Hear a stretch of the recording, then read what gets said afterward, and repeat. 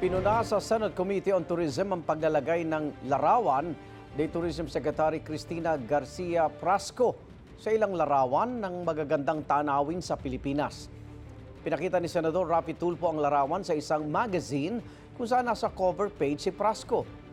Ang tarpaulin sa Boracay Airport, pati ang larawan ng kalihim sa Lake Cebu sa South Cotabato.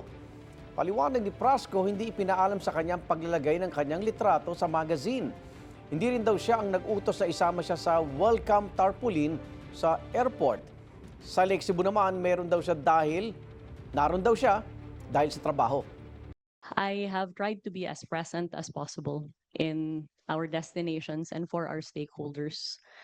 That is the extent of the duty that I have exercised and nothing more. Compared to other countries like Vietnam, Korea, Malaysia, Japan, hindi niyo po nakikita yung mukha ng mga secretaries ng Department of Tourism nila doon eh.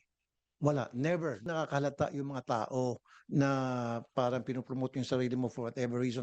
Perhaps if it is the pleasure of the Yeah. senator that I no longer visit our destinations or that there be no coverage of the same, we can take that into serious consideration. Of course, ma'am, you can Yes. visit. Why not? But what we are saying here, ma'am, please, huwag mo i-promote yung sarili mo. Tinalaki rin sa komite ang mahal na presyo ng airplane ticket papunta sa mga local tourist destination.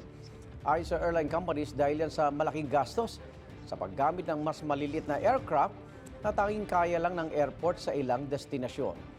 Gumagawa na raw ng paraan ng Civil Aviation Authority of the Philippines para mapahaba ang runway sa ilang airport para makalipad doon ng malalaking